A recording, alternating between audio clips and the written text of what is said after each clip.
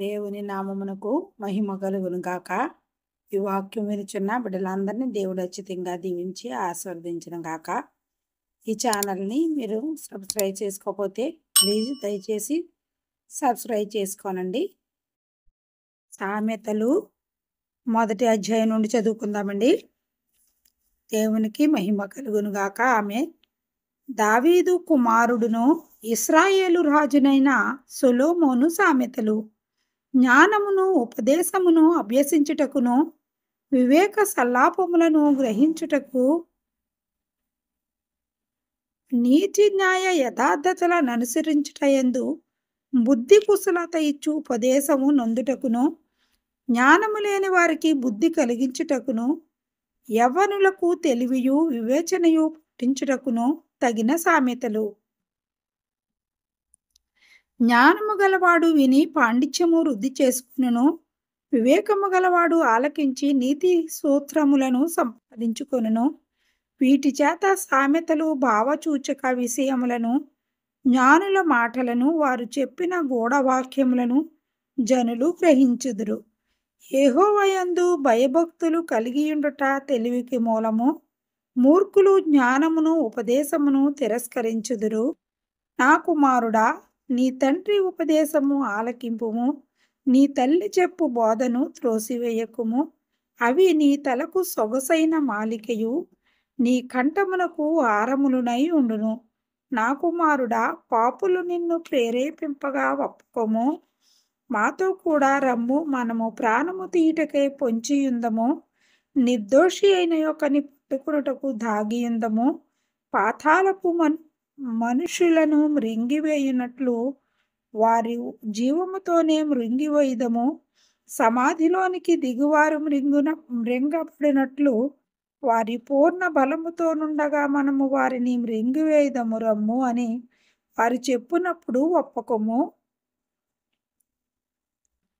పలు విధములైన మంచి సొత్తులు మనకు దొరుకును. మన ఇండ్లను దోపుడు సొమ్ముతో నింపుకుందుము. నీవు మాతో పాలివాడవై ఉండుము. మనకందరికిని సంచి ఒక్కటే ఉండును అని వారు నీతో చెప్పుదురు. నా కుమారుడా, నీవు వారి మార్గమున పోకుము. వారి త్రోవలయందు నడవకుండా నీ పాదము వెనుకకు తీసుకొనుము. కీడు చేయుటకై వారు పాదములు పరుగులెత్తును. నరహత్య చేయుటకై వారు త్వరపడుచుందురు. పక్షి చూచుచుండగా వలవేయుట వ్యర్థము. వారు స్వనాశనమునకే పొంచియుందురు.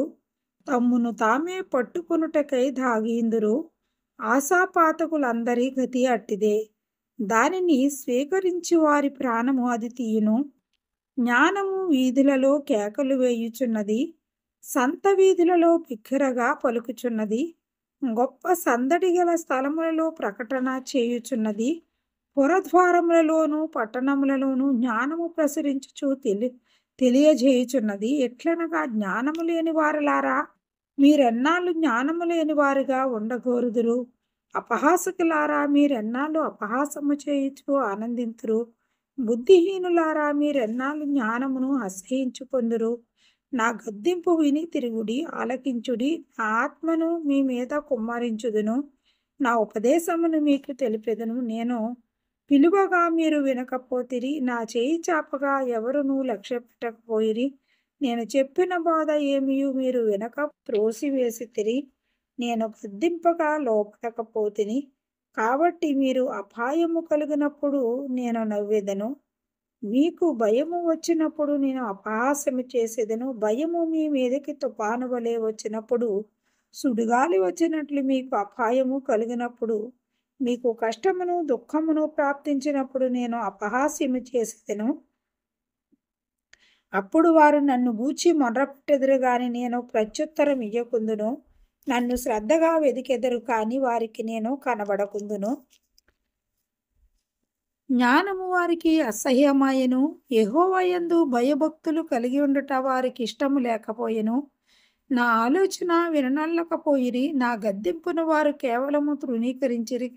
కాబట్టి వారు తమ ప్రవర్తనకు తగిన ఫలమును అనుభవించెదరు. తమకు వెక్కుసమగు వరకు తమ ఆలోచనలను అనుసరించెదరు. జ్ఞానము లేని వారు దేవుని విసర్జించి నాశనమగుదురు. బుద్ధిహీనులు క్షేమము కలిగినదని మైమరిచి నిర్మూలమగుదురు. నా ఉపదేశమును అంగీకరించువాడు సురక్షితముగా నివసించును. వాడు కీడు వచ్చిన భయము లేక నెమ్మదిగా నుండును. 2వ అధ్యాయం చదువుకుందామండి. నా కుమారుడా, నీవు నా మాటలను అంగీకరించి నా ఆజ్ఞలను నీ యొద్ద దాసుకొనిన ఎడల జ్ఞానమునకు నీ చెవియొగ్గి హృదయపూర్వకముగా వివేచనను అభ్యసించిన ఎడల, తెలివికై మొర్రపెట్టిన ఎడల, వివేచనకై మనవి చేసిన ఎడల, వెండిని వెదికినట్లు దాని వెదికిన ఎడల, దాచబడిన ధనమును వెదికినట్లు దాని వెదికిన ఎడల, యెహోవా యందు భయభక్తులు కలిగి ఉండట ఎట్టిదో నీవు గ్రహించెదవు.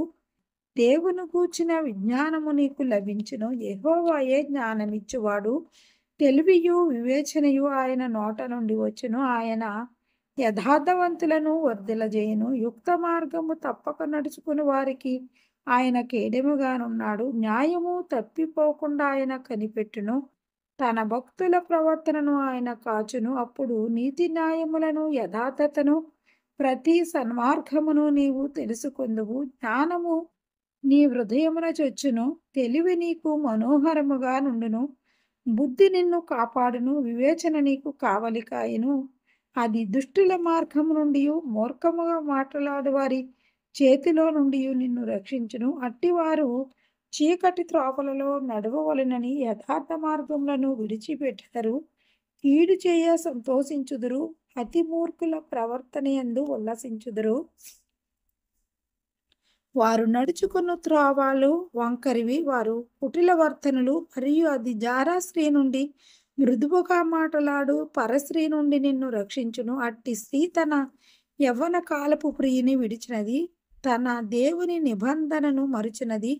దాని ఇల్లు మృత్యువునద్దకు దారి తీయును. అది నడుచు త్రోవలు ప్రేతల యొద్దకు చేరును. దాని యొద్దకు పోవు వారిలో ఎవరును తిరిగి రారు. జీవమార్గములు వారికి దక్కవు. నా మాటలు వినిన ఎడల నీవు సజ్జనుల మార్గమందు నడుచుకొందువు. నీతిమంతుల ప్రవర్తనలను అనుసరించుదువు. యథార్థవంతులు దేశమందు నివసించుదురు. లోపము లేని వారు దానిలో నిలిచియుందురు. భక్తిహీనులు దేశములో నుండకుండా నిర్మూలమగుదురు. విశ్వాసఘాతకులు దానిలో నుండి పెరికివేయబడుదురు. దేవుడి వాక్యమును దీవించునుగాక. ఆమేన్.